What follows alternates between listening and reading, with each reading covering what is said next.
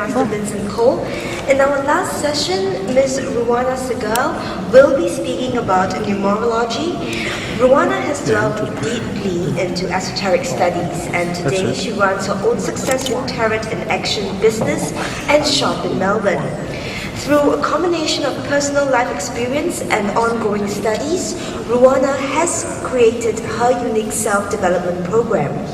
These programs offer her clients insights into their own behaviors and are also prepared for career advancement as a professional tarot leader. You will learn the fundamentals of divination tools in the next hour and start having fun working out the best power numbers for yourself, your family, friends, and clients. Let us welcome Ms. Ruwana on stage.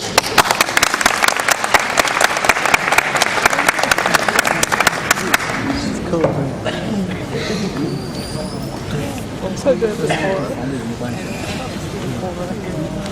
What have I done for it? Why did it go off again?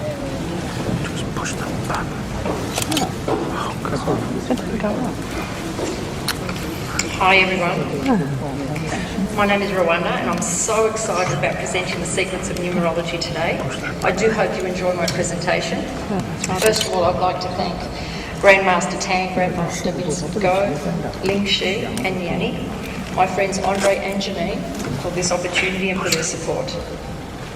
In my presentation today, we will, I believe in going as far back into history as possible, because the further back you go, the further forward you can shoot, you can predict, just like a bow and arrow. The further back you hold the arrow, the further forward it will shoot. We will also learn to do a practical method today, so you can take this away and practice on your friends and family. And then we'll look at doing some samples with some audience participation. Okay, I want to briefly tell you about myself first, so you can see why and how I became involved with numerology. I never planned on becoming a tarot teacher. I mean, what a funny thing to do.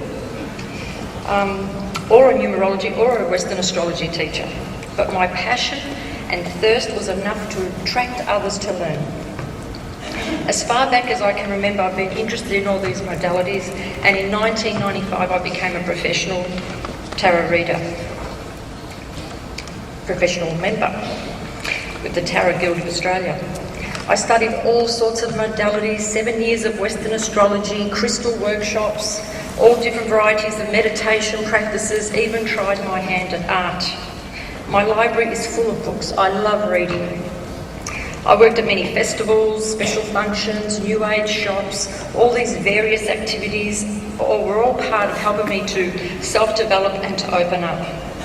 I then started doing tarot readings at Hens Nights, very popular event, which led me to holding stalls at huge bridal festivals. Today I have students working for me doing tarot readings at these Hens Nights.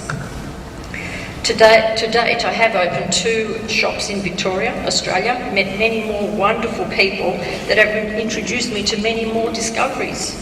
And through all this I keep learning, keep thinking, what is it about tarot, astrology and numerology that attracts all these people? So I dedicated myself to learn as much as I can to find out why. One thing I did discover is the more I learned, the more attractive I became. Therefore, the more I attracted. Therefore, the more attractive I became again, and the more I attracted again. This is a simple physics formula. You may remember the movie and the book, The Law of Attraction, or called The Secret. This is the same principle that I experienced firsthand. And all this has led me to travelling around Australia doing tarot readings at huge mind, body, spirit festivals in Australia, which in turn has led me to presenting numerology to you today. I was going to say tarot. Therefore, I'm still learning, still growing, and still attracting even more. And I'm so privileged to give you some concepts of numerology today. I absolutely love my learnings, my personal growth through this spiritual practice. And by sharing my knowledge with others, it enables them to learn and grow as well. And at this point, I'd also like to thank you for coming to this conference this weekend. It shows me you all want to learn and grow. And for listening to me. You could all be on the beach somewhere having a day off, so thank you. All right, my turn to use the this little pointer here. Must be the next button. There we go. Okay, let's get started. I'd like to introduce you to Pythagoras. By the way, who here has worked with numerology before? Couple of people. Who here hasn't? Many more. Okay, thank you. For those who have researched numerology, you may have noticed there are many versions of numerology. Chaldean and Pythagorean, to name a couple. There are just as many books and websites today showing many more methods. The numerology I base my method on is Pythagorean. It is the most popular method and it works well with tarot, Western astrology and the Kabbalah. But let's understand a little bit about Pythagoras first. Pythagoras lived in the 5th century. He is known as the father of numbers. He was a very serious and spiritual philosopher, and he understood the secrets of geometry. He apparently travelled widely. He went to Egypt, Judea. There are many reports that he studied under the Persian sages because of the strong connections and influences of Kabbalistic thoughts in his philosophy. It works. The Kabbalah and the Tree of Life. Kabbalah has its roots in Egypt and the Egyptian alphabet, where they assign numbers to each letter, which implies that the numbers express an idea that they were more than just the sum it stands for. There is a whole book in the Old Testament devoted to this subject. The book is called Numbers. It's one of the 5 books of Moses. The Hebrew language, which is exactly the same as the Egyptian, has this same magical subtext of meaning, where letters can be doubled to reveal extra layers of secrets. And as you can see here in the Tree of Life, there are 22 paths connecting all the spheres, or sephirah, as they're called in the Kabbalah. These 22 paths show us the way to be successful. They also connect to the 22 major arcana cards in the tarot, and the 10 sephirah connect to the astrology and the 10 planets, the Sun, the Moon, Venus, Mars, etc. They really don't know if the Tree of Life was created first before the tarot or created after to assist the tarot. What do you think? There is a Jewish Kabbalistic esoteric study called gematria. In the old days, to study gematria, you had to be a man, you had to be 40 years of age and married.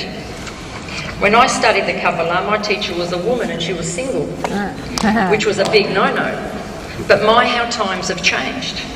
But back then, you had to have someone looking after you full-time so you could totally devote yourself to this work. The whole purpose of gematria was to crack the code of the Jewish book of knowledge, the Torah, to find the true name of God, to find the keys and learn the secrets. They would work on all sorts of methods to crack this code. For example, they would add up the first letter of every word in every sentence to see what that added up to, and then they would add up the second letter of every word.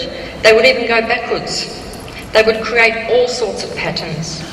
Today, they probably are even using computers to study gematria. In one example I can give you, the names of the 3 archangels, Michael, Raphael and Gabriel, all add up to the numeric value of 70. There is a passage in the Bible where it says, "And lo, there were 3." This also adds up to the numeric value of 70. So they worked it out, that the 3 that is referred to are the 3 archangels, Michael, Raphael and Gabriel. Very exciting stuff.